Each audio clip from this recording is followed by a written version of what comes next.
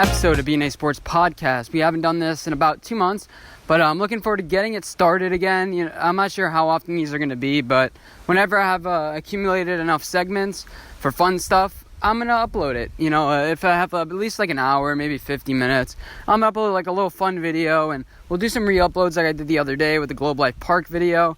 And if you don't know, this is a series where I kind of just talk about some fun baseball stuff. We do some like long range rankings. We do some series with this. So if you watch, I think you'll enjoy. So yeah, let's just go on to my first segment.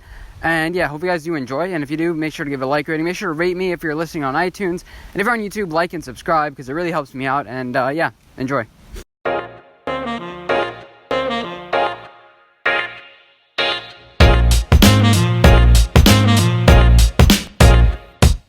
Alright, welcome to the first segment. I do it every single time, where I was right, where I was wrong. And so let's start off where I was right. I said Andrew Luck is overrated. I said not really necessarily his ability, because he brought some 3-13-esque teams to 11-5. But I said his ability to stay on the field, his accuracy sometimes is just awful. Like you look at the NFL Pro Bowl, and it's just like Dak Prescott was more accurate with him throwing the ball through the tube, and that's the most pure thing with accuracy. He may be good in game time situations, I get it, but he just took too many hits. He didn't know how to avoid pressures, and we saw things happen with RG3. RG3 outlasted Andrew Luck, and that's crazy. I think Andrew Luck, you can't say he's a Hall of Famer, obviously, and he made a decision. You could say you can agree with it or disagree with it, how he did at the last minute, but he made a decision, and we all have to respect him for it. We can't start bashing Andrew Luck because he got hit so many times. I'm going to try to stick away from this conversation. Let's move on to the next thing I was right about. I said QB injuries. I said that's going to be a big thing. I said my two candidates this year to get injured, there's going to be one great old-time quarterback. I predicted Ben Roethlisberger. I said he's going to get injured sometime this year. Maybe a low hit, maybe something freakish. But, it happens every single year. We looked at the whole lineup this year. We're like, oh, my God, look, this is like the best starting quarterback lineup we've ever seen. This is insane. Look at all these quarterbacks. I'm like, well, one of these guys is going to get injured, and one of these guys is going to be drafting a number one, the first overall, first-round quarterback that we don't suspect right now. Happened with Arizona last year. It happened... Who else did it happen to? Maybe it happened with the Giants, you could say. It happened to the Redskins with Alex Smith. It all can look great, and then one second quarterback gets injured, and your franchise is completely turned around. So I said Ben Roethlisberger would get injured. I said Deshaun Watson, look out for him. And he's been taking a beating. And Marcus Mariota, too. Last night, I'm recording this on Friday, the Friday after the Tennessee game. He's getting rocked. He got sacked 9 times. He probably got hit 15 times. It's just, he's under duress. Ryan Tannehill might be the quarterback soon. So, yeah, I said quarterbacks are going to get injured. And, I guess I was right, but that was pretty much stating the obvious. Next thing I was right about, Kirk Cousins. I said, he can take this team, but they have a hard ceiling. They're going to have to rely on the run game. And he's not clutching primetime games. He averages, let's say, like 20% in primetime games. He's playing 6 this year. You could say he's going to win 1 or 2 primetime games. But that's his ceiling. He's going to go 2-4 in primetime games. Then he has to win 10 out of... What's that? He has to win 8 out of 10 to get into the playoffs. I don't think it was going to happen. I think Minnesota is overrated as far as their ceiling. I think that they can make the playoffs. But you can't rely on Kirk Cousins to make those 2 throws, and I think they're going to look on to move from Kirk Cousins, even with that contract. I think that they're going to look to get a rookie in, especially draft the first-round quarterback next year. They were in my top 5 mock draft in the beginning of the year. I don't think they're going to be top 5, but because they have too good of a defense. But they're going to look to trade up next year for a quarterback to sit behind Kirk Cousins and transition on. Kirk Cousins, he just, as much as you want to say that, hey, I want to be a great quarterback, I want to be good in clutch situations, you can't just speak that into existence. It has to happen. You actually have to do it. And as humble as you want to be, you actually have to execute in the times that you say you need to. The next thing I was right about, I said the Seahawks are going to win the division.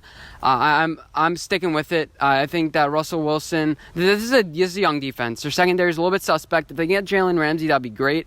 But I don't think that they're going to because, Well, they already traded for Frank Clark. They already traded for Jadeveon Clowney. Jalen Ramsey. It seems like a little bit too much, but you never know. Their secondary does need help. But Russell Wilson, I said DK Metcalf also is going to work because of the system. They should say, okay, just run straight. That we're going to use you on this 1 or 2 plays, and he's one of the best deep ball catchers in the league. He doesn't need to juke out anybody.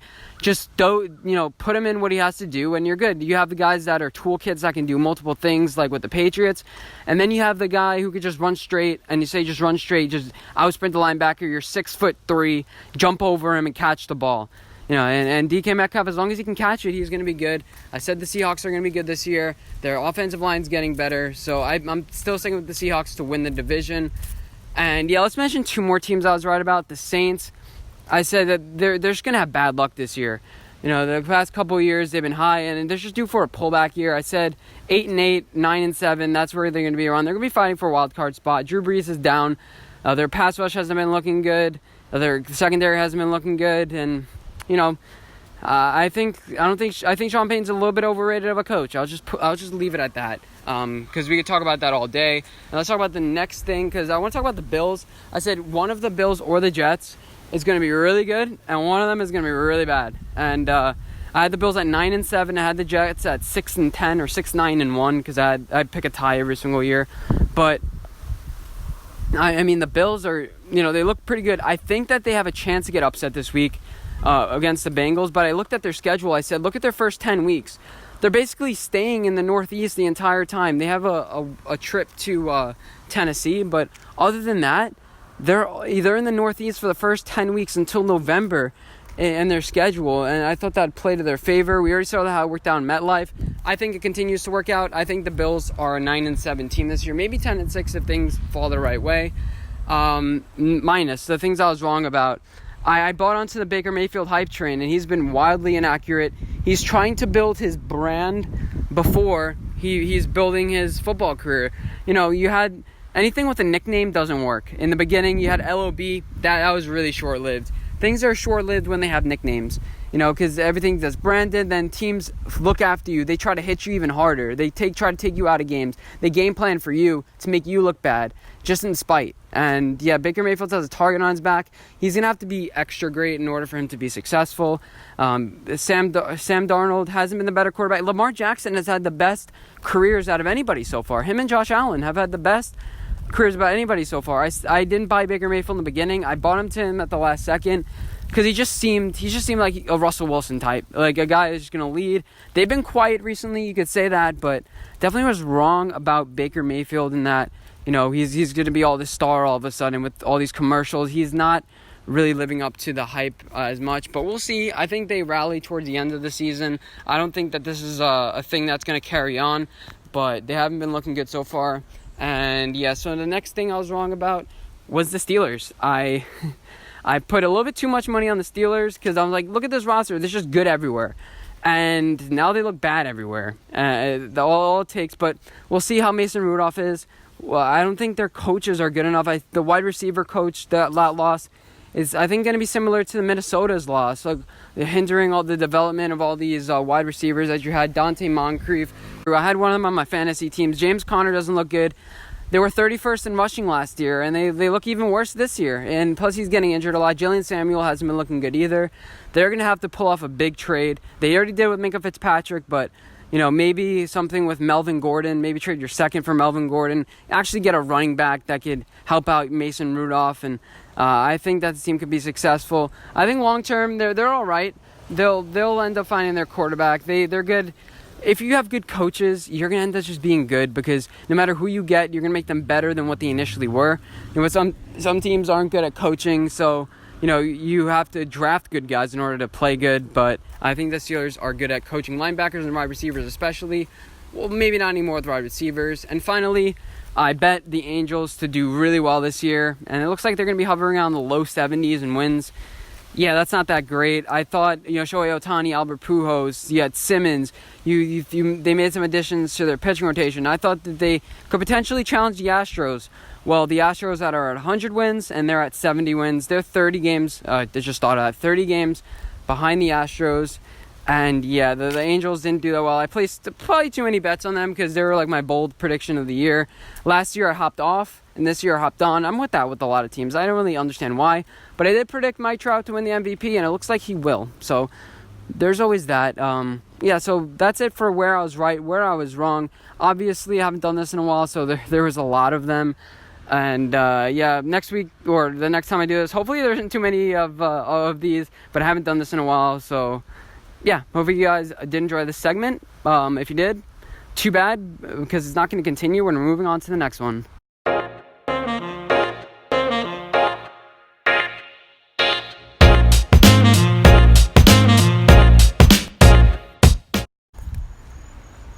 Alright guys, welcome to the next segment. Now, I was thinking about making this like its own separate video, but you know what? I'm probably just going to do a segment on it. Well, not probably. I am doing a segment on it.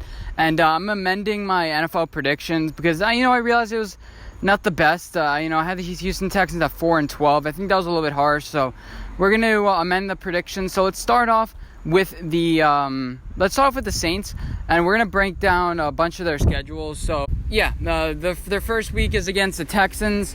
Like I said, I don't think the Texans are going to play pretty well. So they start off 1-0. I think they'll lose against the Rams because, it's away at Los Angeles. Los Angeles is going to have an amazing offense. They're going to be firing all cylinders. They have Cooper Kupp back. I think they win that game. Then against the Seahawks away, I think they lose, so it's 1-2. Then they get their revenge against the Cowboys, so they even it up to 2-2. They play the Buccaneers at home. Last year is a little bit of a scare. Actually, they lost that game, but I think they're circling this game on the calendar. They're going to make sure they don't lose this one. So that's 3-2. They play the Jaguars away. I have them losing that game 3-3. Then we have the Bears. I think that they're probably going to lose to the Bears, especially since it's away. We saw the Rams go into the Soldier Field not that late in the year. But yeah, I still think they lose that game. Then they play the Cardinals. I think that's a win. So that means they're 4-4, if I'm not mistaken. Yeah, they're 4-4 going into their bye week.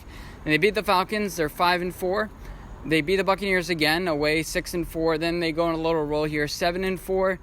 Before they lose to the Falcons, 8-4. And then they play the San Francisco 49ers. Well, 8-5, whatever it is. Then they play the Titans and Panthers. They split those two games, so they end up 10-6 on the year.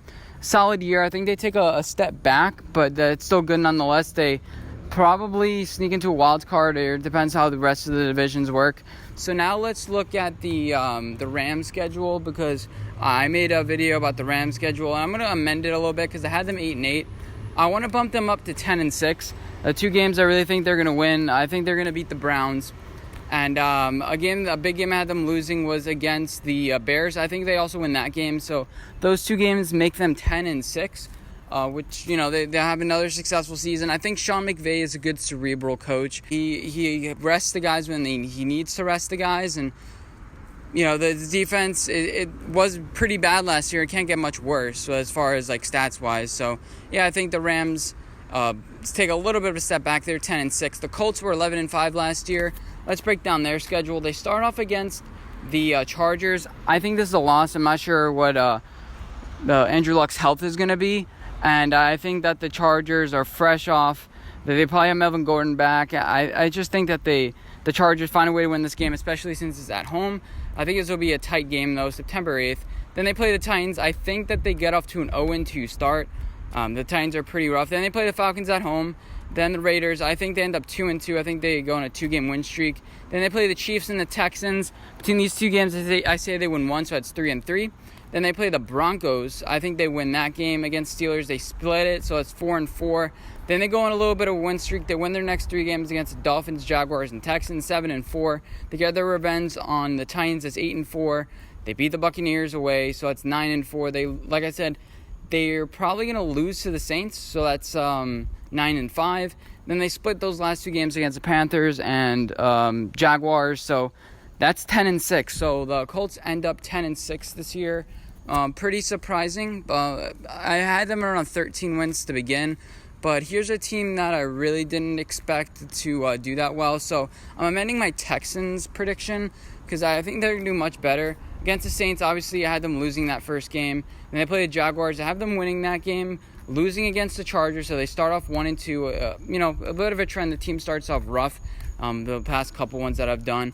Then they end up beating the Falcons at home. That's 2-2. They lose against the Chiefs 2-3. I think I had the Colts winning that game, so that's 2-4. Then they go on a little bit of win streak. They beat the Raiders, they beat the Jaguars, they beat the Ravens. So that would be 5-4. They actually beat the Patriots because they've had success against the Patriots. So that's 6-4 for them. They're going on a big win streak here. They also beat the Broncos. That's 7-4. And then they play the Titans, Buccaneers, and Titans again.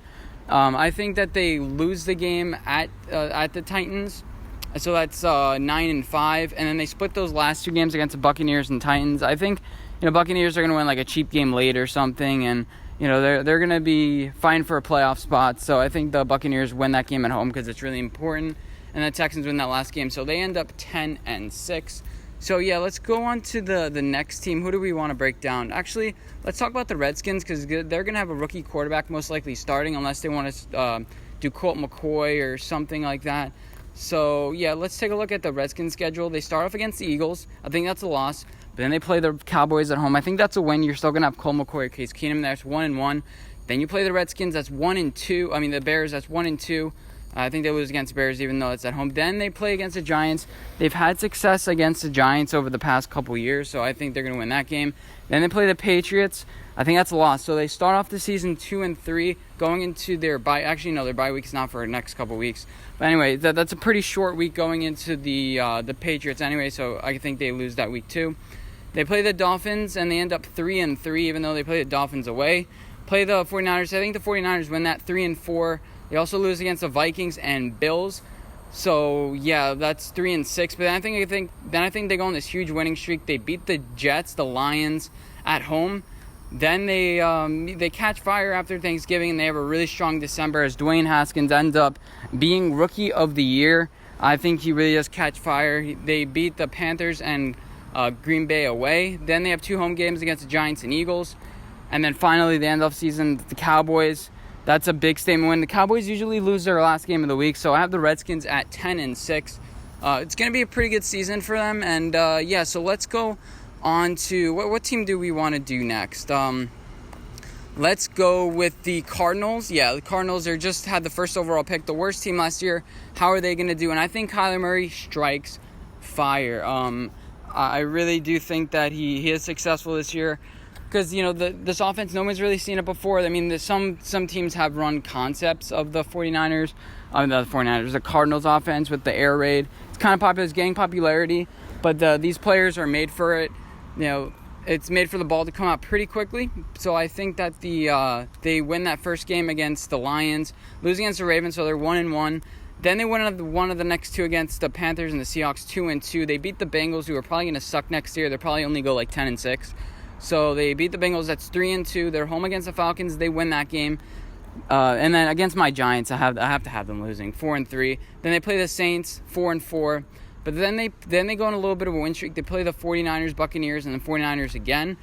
I think that what would that be? 4-3 going down the stretch.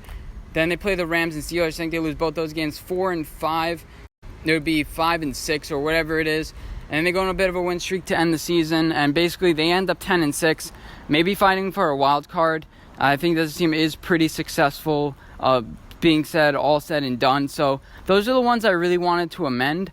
I had the Cardinals doing a bit better because I had them at like 5 wins.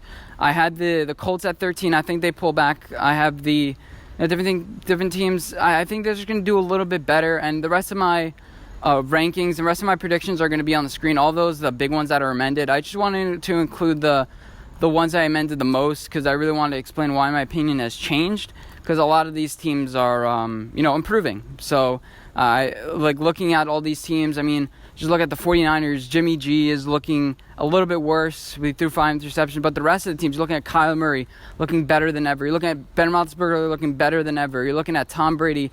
He's thin. He's fit. All the veteran quarterbacks are looking great. All those rookie picks that your team had, yeah, they're looking way better than before. I mean, they're all your rookies that you picked in the draft. they're better than, advertised. They're better than what they initially thought. Insert your player. Quinnen Williams is looking way better. Nick Bosa is looking way better.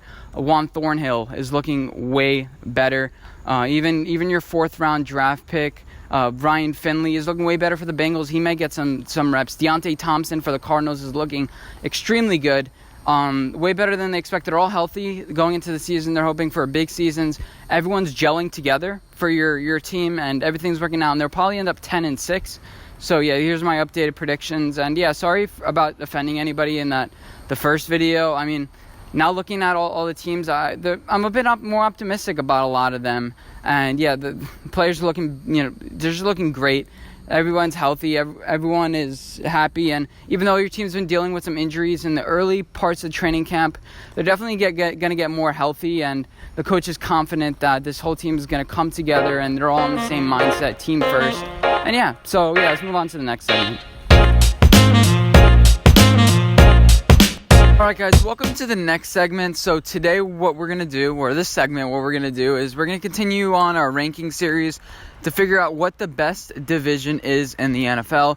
In the beginning, I pretty much had like 2 top teams that I thought it would be the AFC West and probably the NFC North. Those are my 2 best teams. And I know it's some bias because what I'm doing with the rankings is I'm basically ranking the QBs, defenses, and QB coach. So today we're going to rank the defenses and then see how each division aligns with defenses.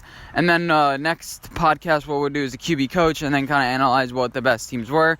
So yeah, let's just begin. This is based on a new ranking. I did a ranking earlier a couple months ago, but with new player additions and everything, I decided to do it again. And number 1, the best defense is obviously the Bears, and they're part of the NFC North. There's nothing much to be said about this. Great turnover machine. Did have a couple of losses, but, I mean, Chuck Pagano is a defensive-minded head coach. Didn't really work well in Indianapolis, but I think that he'll be good enough. He's not quite on Vance Joseph level where he just sucks wherever he goes. Chuck Pagano is a great defensive minding. Those Colts teams did have great defenses, just horrible offensive lines.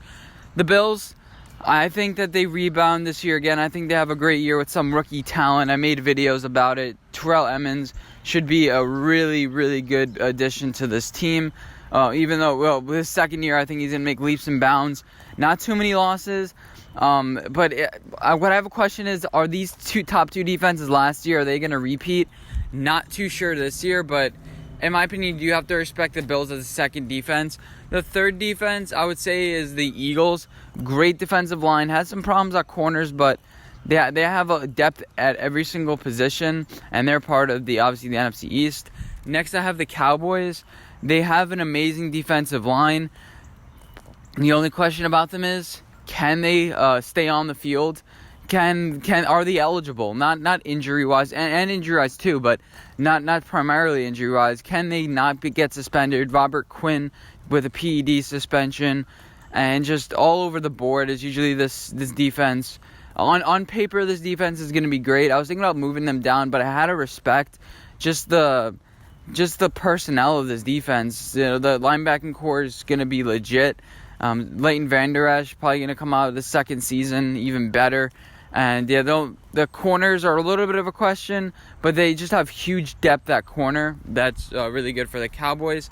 Next, I would say for my positional rankings, or my defense rankings rather, is the Baltimore Ravens. The Detroit Lions, sorry. They have an amazing pass rush. They're running a 3-4 Matt Patricia, Bill Belichick-minded coach. There's nothing more to be said. I think that they're going to be really successful this year on defense. I think they're really underrated. Number 6, the Vikings. It's the coach, Don Zimmer, Mike Zimmer. I think Don Zimmer is the orchestra. I always confuse them too. But this team doesn't have a weakness anywhere on this defense. It's going to be legit. But my only question is, last year they really underperformed based on their level. Are they regressing? I think they keep it up this year. They haven't really drafted well on defense. It feels like they lose somebody every single year, but I still think this is a legit defense. Next, I would say it's the Ravens. Didn't really lose much. I have a question about Earl Thomas's health. They lost Eric Weddle. They lost, I think they lost a linebacker too. Those are two big losses, and I think the Ravens are number 7. Number 8, the Saints. I have to respect this defense. I think that they're top 10. They have to be top 10 in the league. You have corners like Eli Apple, Marshawn Lattimore. There's one guy I'm forgetting. It starts with an R. Sorry, I forget some players. But this defensive pass rush is great. It has players all over the board. And this defense is going to be what carries the Saints this season. I don't think it's going to be offense. I think it's going to be the defense if the Saints are any successful this year. So, yeah, it's big. Next up, the Patriots. Their personnel might not be great, but they still have Dante Hightower. They brought in Michael Bennett. They have Stephen Gilmore in the secondary. I think that Patrick Chung, too. No matter what, Bill Belichick is going to make this into a top 10 defense. I think they're a little bit old on the defensive side, so I'm not too sure, but that means they have experience. They may struggle in the regular season, but when it comes to the postseason, they're going to be ready to play. Next, rounding out the top 10, I have the Colts. This is going to be an emerging top 10 team. I think that, Darius Leonard and a couple good draft picks over the years have really made this team good. I think they're going to continue on that trend. They brought in some good talent on the defensive side. They have they've drafted corners recently, and I think that the Colts are going to be a top 10 defense. Just missing the top 10 is the Jaguars. They had a big loss in Telvin Smith, who's not going to play this season, but I still think this team is good. You still have a good pass rush. You drafted Josh Allen, AJ Boye, Jalen Ramsey. Jalen Ramsey may make a little noise. I'm not sure if he's going to play the entire season. I'm not sure what's going on there. The contract disputes kind of went a little bit dry, and nobody's really talking about it anymore, but there's that. Next, I have the Chargers. The Chargers, they lost Derwin James, and I don't think they're a top 10 anymore. Sorry, Melvin Ingram and Joey Bosa, great pass rush, but that secondary now has a huge hole in it until December, so yeah, that's unfortunate for them. The Browns, they have a great pass rush, really young secondary, unproven secondary. They lost Jabril Peppers, but they brought in Greedy Williams, Chauncey Gardner-Johnson. He went to the Saints. Never mind. But they have a Denzel Ward. They have a really young secondary, and we'll see if they can develop. And it's going to be very, very interesting. Next, we have the Broncos. Vic Fangio is a reason why they're this high too. I think that Vic Fangio is a great defensive-minded coach. It's not quite the no-fly zone. You still have Chris Harris Jr. and a couple other pieces. Von Miller and Bradley Chubb on the defensive line. I think they're a force to be reckoned with. I think they need to be a little bit bigger on the defensive line, but that's just me. Their linebacking core is great though, and this team is going to be very defensive-minded. Vic Fangio has certain personality in this locker room that's going to change them a little bit. Next, I have the Jets. They had a pretty big loss with their inside linebacker recently, but I still think that this team could be successful this year. Take a step forward. You have Jamal Adams, who's he's a Derwin James type talent at safety, and they have a little weakness in the corners, but they've drafted defensive line with Leonard Williams, Quinnen Williams over the years, and I think that they could take a huge step forward this year. Next, I have the Titans. I'm a little bit lower on the Titans than most people. Pretty young defense, weak at corner. You brought in Malcolm Butler, but he didn't really find his footing last year. And yeah, I'm just not too sure about this pass rush either. But they do have a great coach, Mike Vrabel. And yeah, so they're about middle of the pack for me. So the Rams, they were 20th ranked last season, so I have them improving over last season. Because Wade Phillips is a great coach. He truly is.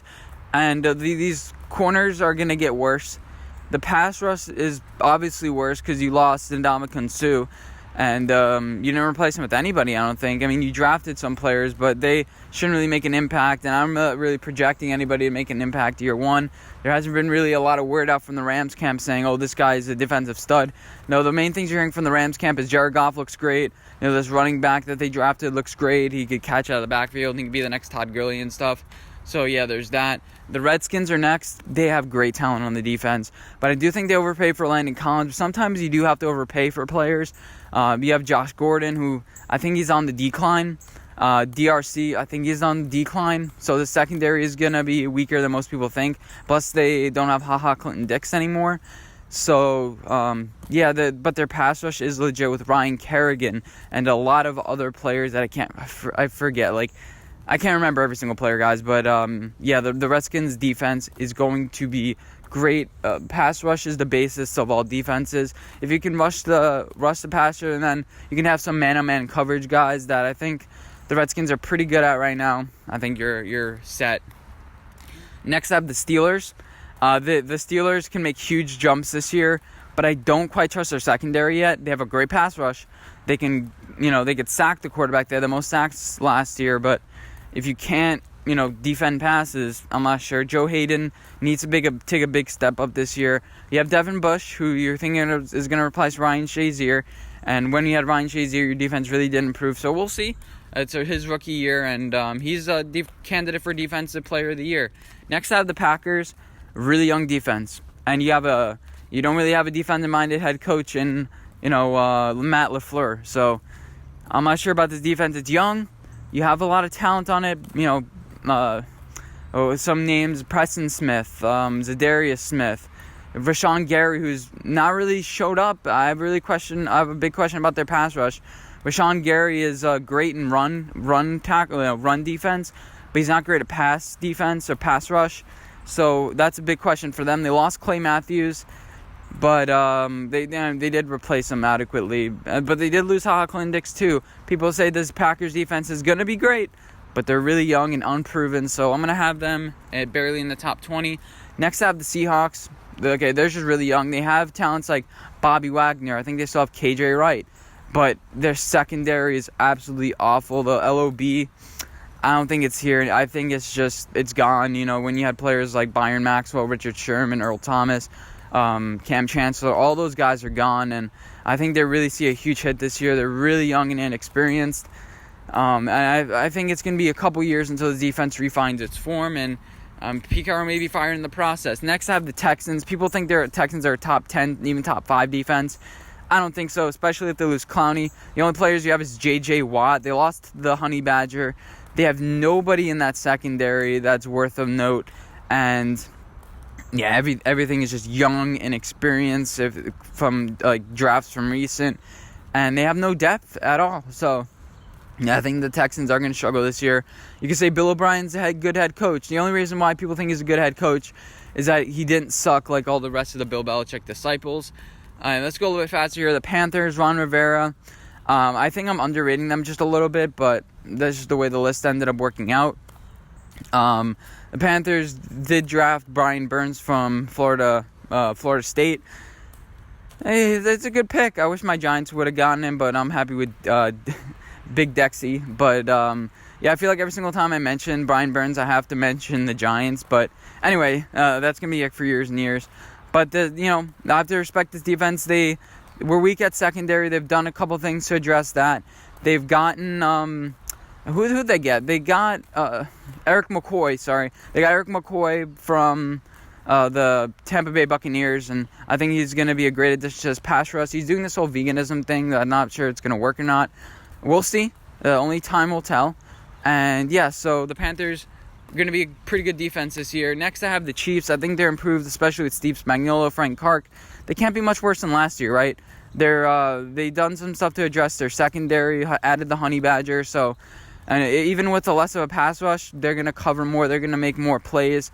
And I think they're going to be in the upswing with turnovers this year. And I think the secondary is going to be much improved from last year. The Giants are at 25. Many people have them probably 30. I'll have them at 25. The only question is the pass rush. Where are you going to get pass rush from? O'Shane Ximines, Marcus Golden. You're pretty stout at the defensive line. We have R.J. McIntosh, Dexter Lawrence on that defensive line, but stood up in the four technique. I don't know. I really don't know who's going to generate pass rush. Alec Ogletree is a little bit overrated. He switched his number, so hopefully he can be a little bit better this year. That's probably not correlated to anything whatsoever. If we can get Jadeveon Clowney and trade Janoris Jenkins, that would be my ideal goal, because we're going to be really young at corner and our secondary, and they can all learn together. And I think Janoris Jenkins has served his purpose. So if you can do like a Janoris Jenkins 3rd round pick, and maybe throw it in a tight end to help the Texans out, I think that'd be great. But I don't blame if the Giants don't make a trade, because the Texans have no leverage right now. Next we have the Bengals. They lost Vontaze Burfict. Not really much of a change. They did get an extra corner from the Giants. But, yeah, they have an offensive-minded head coach. I actually should lower them even more. I don't know why I have the Bengals at 26. I may even lower them more post this. The 49ers at 27. You have Ahkello Witherspoon in the secondary. You have, there's one more defensive player besides Richard Sherman in the secondary. That's great. But the main story is, can they stay healthy on that defensive line with Nick Bosa, with DeForest Buckner, with D Ford, with, Solomon Thomas? All those guys going to be available? Can they play? And when they play, are they going to be good? You done some things to address your linebacking core with Fred Warner, and I think they brought in the guy from Tampa Bay, so they aren't horrible at linebacker. This defense can be great, but you don't really have a defensive coach. You have Mike Shanahan, Kyle Shanahan. I forget people's first names. I remember their last names though. And the 49ers are going to be pretty good. But there's a huge question. They only had 2 interceptions all of last year. I think obviously that goes up. But 2 interceptions last year, the entire year? Come on. That's not a sign of a good team. Finally, rounding it out, we have the Falcons, Dolphins, Buccaneers, Cardinals, Raiders. The Falcons, their young secondary is now his age. We'll see. I have a question about Grady Jarrett as a defensive guy. Not too sure about him. I'm really not. And the health of this defense, we'll see if it rebounds this year. Then we have the Dolphins. The only good position, they have Minka Fitzpatrick. They have a couple studs on this defense, and they have a defensive-minded head coach. But I think that this team struggles this year. It's just they're not any good. And Buccaneers, you have Bruce Arians as a coach. They get rid of a couple of defensive coaches last year. And I think the main focus on this team this year is just offense. Bruce Arians is going to put all his focus on offense, not on defense, and that's really going to hurt them. You did bring in Ndamukong Suh, but he's aging, and I think that his last days are near. And then finally, the Cardinals and Raiders. I'm thinking about switching the Raiders up because how bad the Cardinals look with Vance Joseph. Vance Joseph is a horrible coach. Wherever he goes, it just doesn't end up working out with as far as defensive personnel. I mean, he made the Broncos defense look pretty bad. So, yeah, Vance Joseph. They have a good secondary, and the Cardinals with Patrick Peterson, but yeah, I'm not too sure about this defense. You did bring in Terrell Suggs, but he's like 35, 36. And then the Oakland Raiders, the main question is pass rush this year. You can make a move on Jadeveon Clowney and bring in another guy this year that is kind of his personnel, but you did bring in Vontaze Burfict. You did bring in you did draft the guy from Washington, who's him on Hard Knocks is like, oh God, why'd you draft him? But he's going to be a pretty good personality. Is this going to end up being like the Bengals defense from a couple years ago, where it's just a bunch of personalities? Not too sure. But they're slowly building this defense. I think they start from rock bottom and they build up based on this pass rush. How they had like 13 sacks all of last year, and the next closest is 30. Okay, with that being said, here are the updated standings. Currently, you can see the top division, the bottom division. Haven't calculated the math out yet, but I will. And so here are the current standings. We have one more week left with QB coach, and we're going to determine who the best division is in the NFL. And yeah, it's going to be kind of interesting, and we'll see towards the end of the year if we're right or wrong. And yeah, it's something cool I thought I'd do, because a lot of people come out with their divisional rankings and stuff, but let's put some more math behind it. Okay, let's move on to the next segment.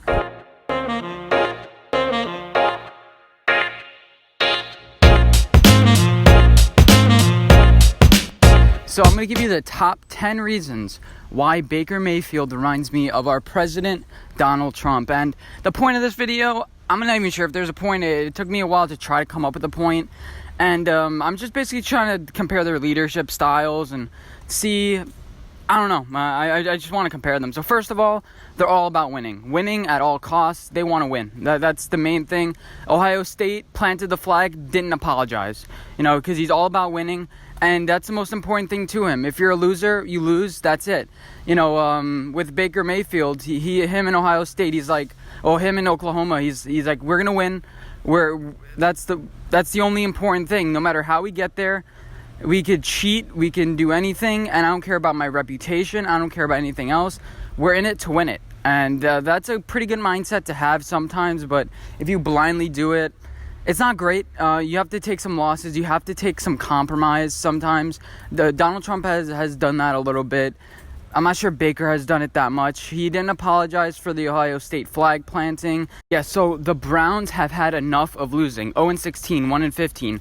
Trump said America has, enough of losing. We're losing all these trade deals. We're losing to China. We're losing all these wars. Not losing wars, but, we're losing at every single place. And that's the main thing that they go on. And, yeah, that's really important to their cachet. That's really important to everything that they do.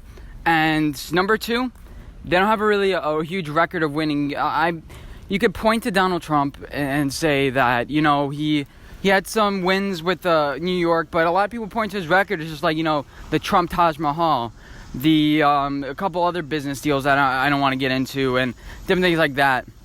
And then the other side of the argument is, he goes in a lot of deals, so you're going to lose some. Trump wine, Trump steak, that sort of stuff. Put his name on things, branding. Baker Mayfield's a brilliant brander too, if you think about it. I think people brand more for him than he does himself.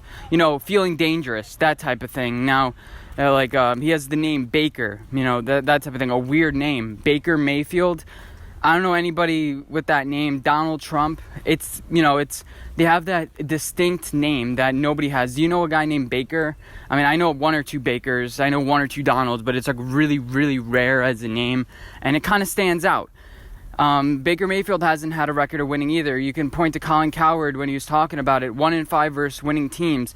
He got blown out more than he won, games. Like, he lost some blowout losses, or they win by barely anything, that type of thing. So Baker Mayfield hasn't had a record of winning so far in the NFL, and all of a sudden he thinks, he's great and stuff like that.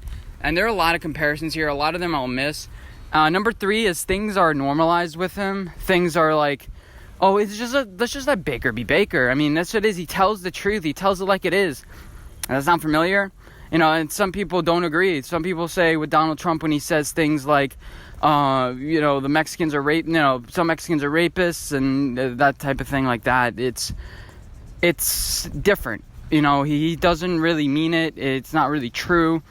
And sometimes it comes off as disingenuous, but I don't really think so. When Trump says things like some Mexicans are rapists, you have some people that misconstrue it. Baker Mayfield said people are misconstruing what he thought because there's polar opposite sides. They get into battles that they know they cannot win. They get into unnecessary battles. That's another one. But getting back to my point with what I was saying before, Baker Mayfield and Donald Trump are alike in the way that everything's normalized with them. Just let him be. That's who he is. He's not going to change. As much as you want him to change, he's not going to change. Just let him be on Twitter. He tells the truth. He tells it like it is. Baker Mayfield says, Giants fans are not the right fans. They're not loyal like Browns fans are.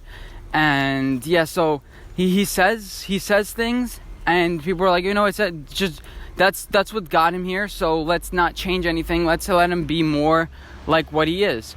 Next I already mentioned it, but we could say that he gets himself into really unnecessary battles. He gets himself into battles just like, come on, did you really have to say that? Did you really have to go after Duke Johnson, the quarterback at Texas? Like, come on, you're picking unnecessary battles. You could say Trump with Elizabeth Warren, with, some low-down people where he's mentioning, he has low IQ and different things like that. It's just like, why are you doing that? But, some people love him for that. He doesn't take no for an answer, and this kind of ties with the previous point that I said.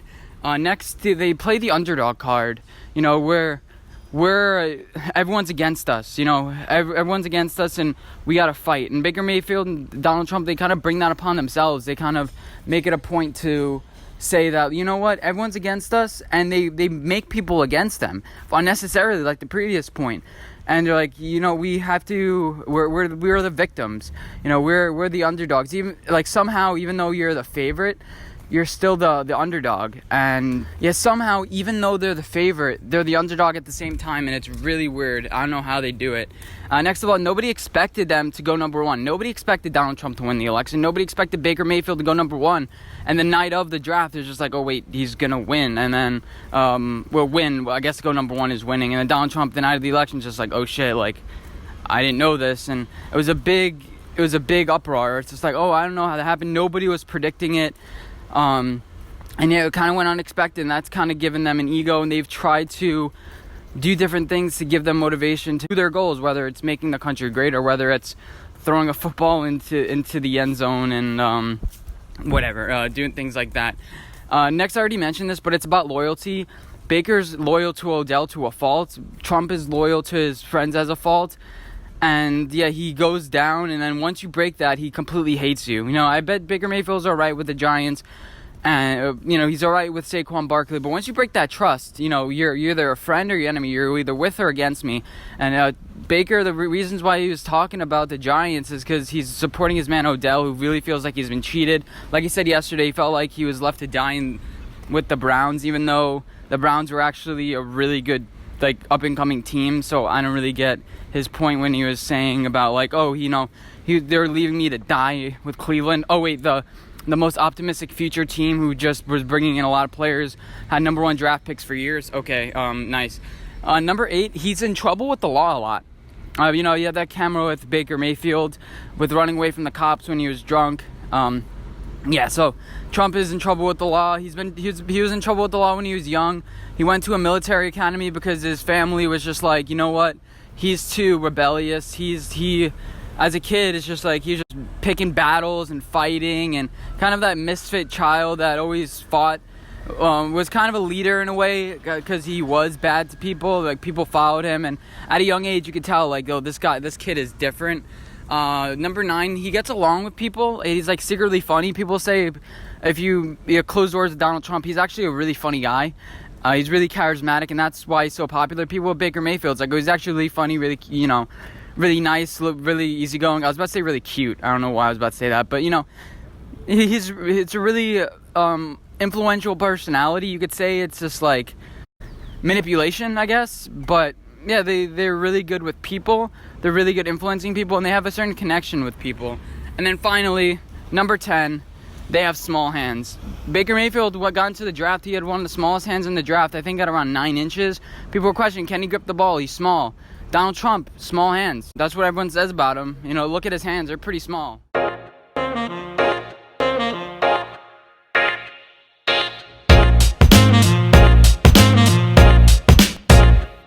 Alright guys, welcome to the next segment. This is the Cayenne hot take of the week. I couldn't think of anything else spicy. Sorry, I'm not good with spices. I usually try to think about the name on the top of my head, but I want to talk about the NCAA and what they should do, because a lot of people are like, pay these athletes. Stephen A. Smith is like, this is America. It's funny. It's theatrics, but in reality, they're already getting paid. They're getting paid to go to school. And this is an opportunity. People are like, oh, this is capitalism. We don't need socialism. It's already a socialist system if you think about it, because not everyone gets a scholarship, but if you're playing football, you have a scholarship, meaning it's inherently social. Everyone gets the same amount. It's spread out evenly. There's a certain amount allotted. It's an inherently socialist system, and they want to turn it. They say that the NCAA, it should be a capitalist system, which I'm all for. Which means you need to get rid of all the scholarships. If you're going to pay people for their likeness, you have to say, you know what, you can get paid for your likeness, but see that scholarship you got? No, that's bad. NCAA is giving them money, and in return, the players, one, they have a better opportunity to succeed in whatever sport they are. 2, they're getting notoriety. They're getting some fame. They're getting some people that are noticing them. The scouts, the everything. That's that system. And 3, it's just the NCAA is giving them everything that they need. Those 3 points sounded very much like the same, but the NCAA is college football. It is the system. And if you don't want to be part of the system, then okay, we're gonna revoke all these tennis, all these smaller sports that aren't revenue drivers, and that's going to be a problem. The college sports are for the college. They're called college sports. So you have to play for your team. I agree somewhat with Tim Tebow saying, you know what, you have to swallow the money. It's just the way it works. You can make money afterwards, and I don't have a problem with people profiting off their likeness by themselves, but you have to revoke the scholarship. You have to say, you know what, if you're going to, we're the main people, and if you want to profit off what we're giving you, you know what?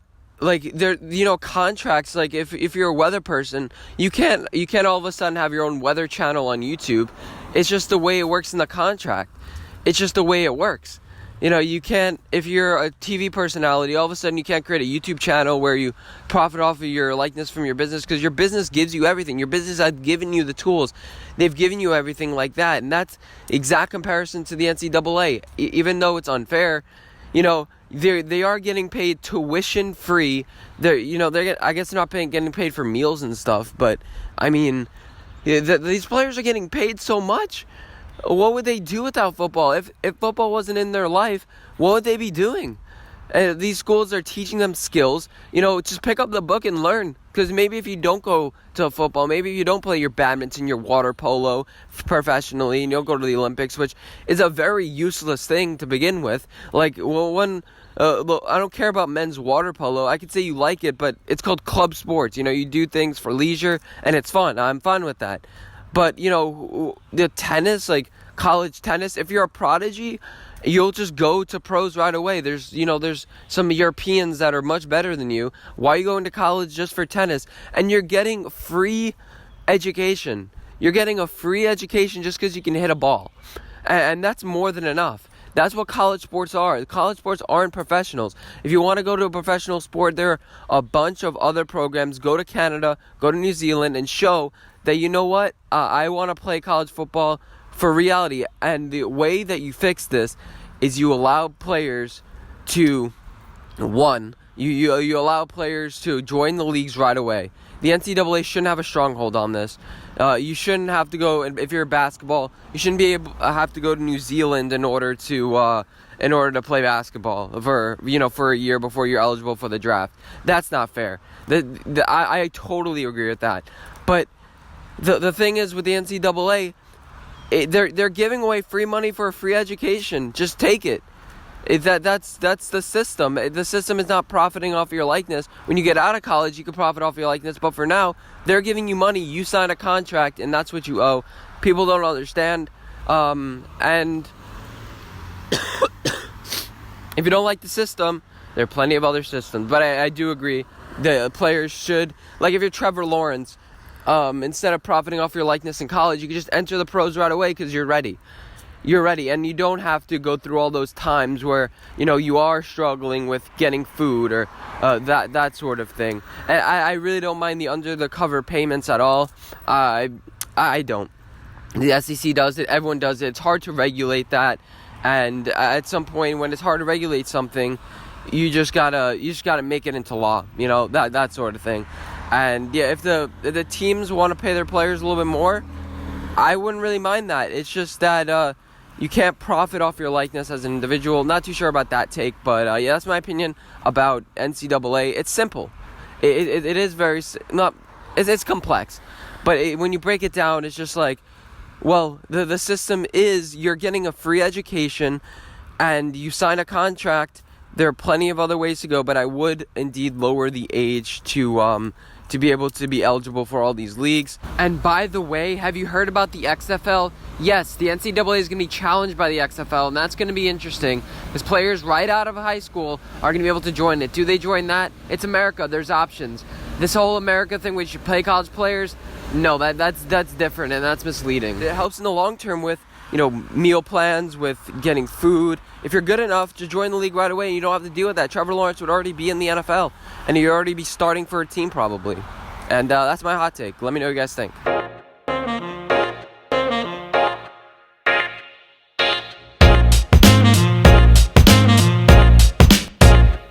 All right, Alright guys, welcome to the next segment. Now, I made a video about how to make the MLB great again, because the MLB is seeing a loss of attendance, but you know who's also seeing a loss of attendance?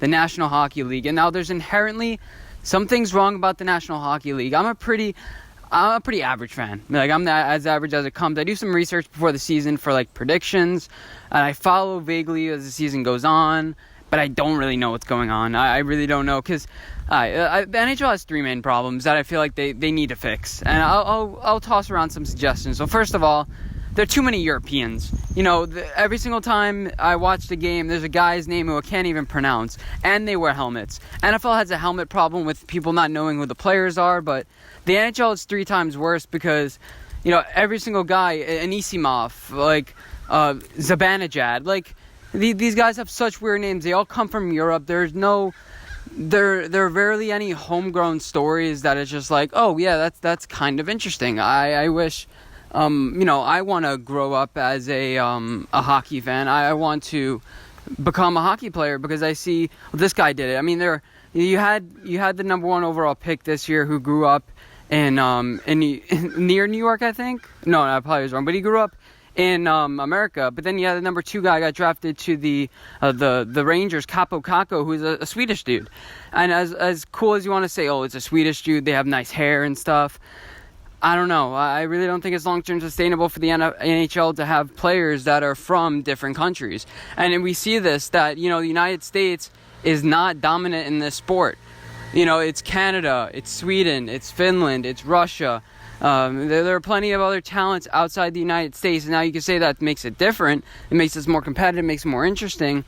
But, you know, you're going to have some players that are going to need to grab a hockey stick when they're younger. And the way to do this, I think, is to promote rollerblading leagues, because not everywhere has an ice rink. You know, I grew up right around an ice rink in New York, but not everyone has one. In Florida, I mean, we had to drive, you know, an hour to the nearest ice rink, and it's not really part of the culture. So if you create rollerblading leagues, more things like that, I think that this could be successful. And like the MLB, now it's transitioning to now more black people are playing it, because it seemed like an athletic sport. You have Mookie Betts, who, you know, jumps up, dives, and is making all these miraculous plays, and it inspires people to become baseball players, because they're like, you know, this is an athletic sport. Now you have all the fat people like Prince Fielder, but you look at them all now, and they're all in shape. You know, it's the Tom Brady effect, where, you know, one player eats well and does good, and then everyone else just kind of follows. So the NHL is going to need to have more role models, American citizens, and I feel like NHL was way popular 20 years ago because there were more local average Joes playing, and now there's such a high startup cost. You have to pay $500 in pads. If you just had low startup costs and you just said, hey, let's make a net in the back of the house, so like hockey sticks, let's not charge so much for hockey sticks. You have to lower the cost, because then more people would play. And with the NHL, they're only getting paid $10 million max. So the more you need to get people more interested, the players will make more money and people will come in. That's my first point, which is like 3 different points. But the NHL also has an attendance problem. You have to make the fan experience better. I remember every single time I go to a hockey game, I'm freezing, it's cold, there are a bunch of guys yelling at the team. I went to a Yankees-Islanders game. It was one of the most hostile environments I've ever seen. And I've been to some pretty hostile environments. You know, I'm not trying to say I'm like this tough guy, but, you know, I've been to some pretty hostile environments. People yelling, drunk people tossing beer. I mean, some people like that. But it's just cold, it's miserable, it's hard to follow the puck. That's another thing, hard to follow the puck. If you're an average Joe, people are like, it's just so hard to see where they're going to pass. But if you know hockey, then you know where the puck is going to go. Hockey is all action. That it has such a good base. You know, there's no really breaks. You can go 10, 15 minutes without break and play, and it's so intense. They need to figure out a way for people to follow the puck. They need to have, I guess, better angles with TV, because the puck gets lost so many times. Make the puck a certain color. They had the glowing puck idea that they tried 20 years ago. But that didn't work. And I think we have way better technology now for people to be able to follow the puck. And yeah, so that's a big thing. User experience, like nobody wants to go, hey, I want to go to a hockey game. It's not seen as that. It's seen like a miserable time when your friends like, oh, I want to watch hockey. If you have to get people start to get interested in it, because once you get people start interesting, people start betting, and hockey is really interesting because there's parity in the league. You know, this year, who's gonna win?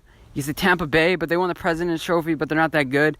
You can make an argument for a lot of teams this year, and it has that parity thing like the NFL because it's a physical sport. And yeah, so that's what the NHL, like, they have a lot of potential. It's just too white. As hard as it is to say, it's too white. You need more people from different backgrounds, from different stories. You need Hispanics. And the way to do that is introducing rollerblading leagues everywhere. You know, in Mexico, they don't have ice. As hard as it is, they don't have ice.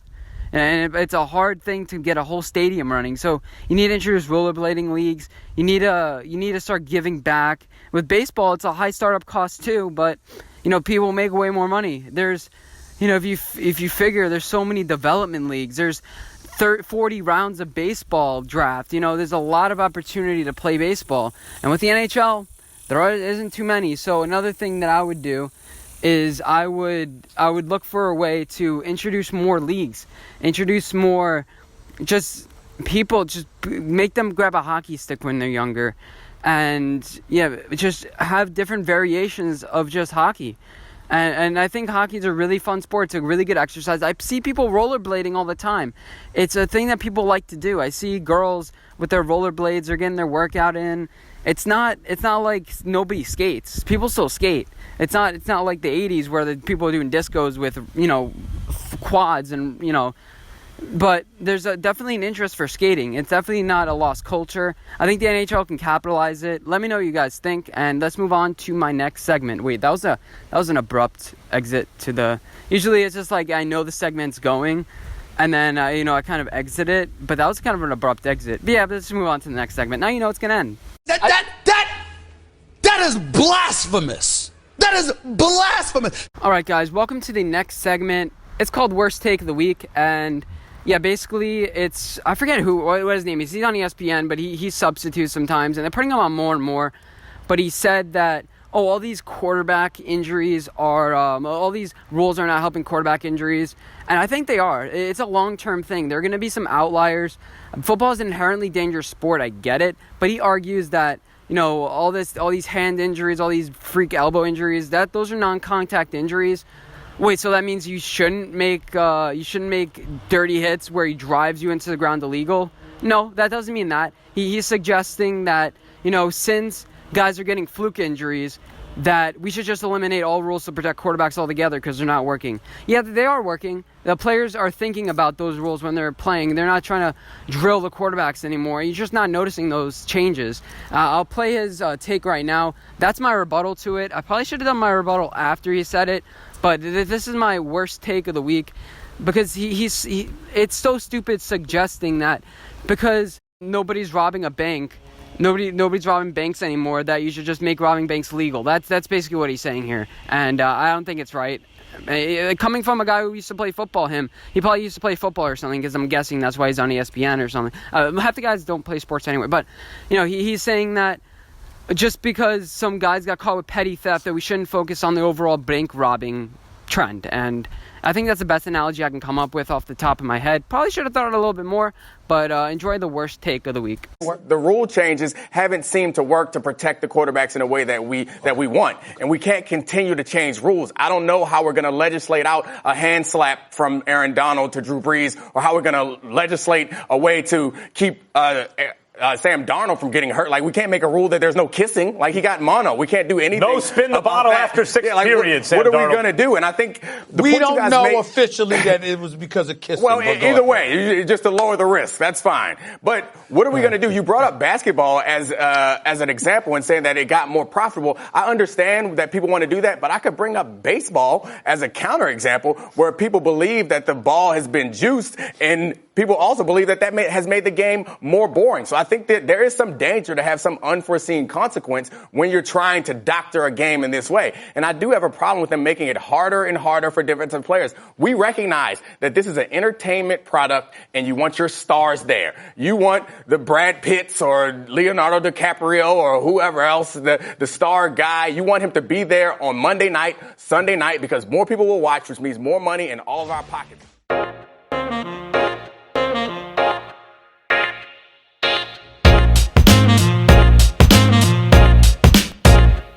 All right, if you're listening to this clip, you made it to the end of the BnA Sports podcast. Well, you made it through I usually guess the link to the podcast. I forgot that I do that, and I just remembered. So I'm going to guess 105.32 for the length of this. Right now, 105.32. Yeah, hopefully I'm near it, but this is a segment where I like to thank you guys for listening or watching and kind of plug all my things. So BnA Sports Talk is on YouTube, so we just search up Board and Arrow, and you guys should find it. I'm on also Apple Podcasts. If you're listening to Apple Podcasts, I don't really have that many listeners there, but I'm trying to grow that. So if you're on YouTube, make sure to listen to that. And yeah, thank you guys for listening. I just passed 500 subscribers between my last podcast and this podcast. We were kind of crawling a little bit. We kind of, we were kind of limping to 500, but we made it, and I'm grateful for every single one of my subscribers. I'm really trying to grow my page starting now. That's one of my goals, to get to, grow this page. I've been kind of sending out things on Reddit and stuff like that, but those pages are really toxic. I'm not sure if I'm doing that anymore. I've been trying to get the word out. People are just bashing me. It makes me feel bad. It's come on, this is a dude just talking sports. I'm not pretending like I know everything. I'm just, trying to have some fun here. But yeah, last topic I want to say, I usually make one last note or do something fun. I don't really have anything planned today. But my main message I want to spread out is we don't know what's going to happen in 2 months. Just think about back 2 months ago, or three months ago. Kevin Durant was on the Warriors. Everything was fine. Now he hated the Warriors. He never wanted to be with them. It sucks. He was really unhappy. Andrew Luck was still playing. We're looking at all these great quarterbacks for the season. We thought that, the Browns would be good. Now I just got the notification David Njoku is out, and another Baker Mayfield weapon gone. Odell, Jarvis Landry. It's kind of thinning out. So a lot of things can change. Just think about 3 months ago. Where were we? The sport has changed. If I told you, I am telling you, but all the things that were true 3 months ago, you'd be crazy. People were saying, Tom Brady doesn't have any weapons to throw to. Antonio Brown was on the Raiders. We thought everything was going smoothly, and then everything happened with the Raiders, and now everything happened with the Patriots, the domestic violence disputes. Antonio Brown has just been a clown. I don't want to talk about it. I've said I don't want to talk about him anymore. I just kind of randomly just brought him up. I'm done. I'm not going to talk about potential landing spots for Antonio Brown. I'm not doing that. I do that for Melvin Gordon. I don't think he's in the right. I'll do that for Jalen Ramsey. He's bidding with Tom Coughlin, whatever. It's an interesting sports topic. I'm not talking about Antonio Brown, but just know the main point I want to say is in 3 months, the sport's going to be crazy. There's going to be some random team right now that's 0-2 or 1-2 coming after this week that's going to make a run. It could be the Jaguars. It could even be the Titans that they tighten up, for lack of a better phrase. There's going to be some team, and it's going to be so interesting, and I can't wait to have those the wild card run from this random team that we don't see, and that's why I love football. It's hard to predict, and different injuries go down. That's why you got to play hard every single week. The Jaguars could have easily just given up. The Jaguars could easily just given up this weekend and gone 0-3 and been like, the Titans are just a better team. No, Gardner Minshew has them fighting. And who would have known Gardner Minshew is a story? That's why I had a top 7 storylines video.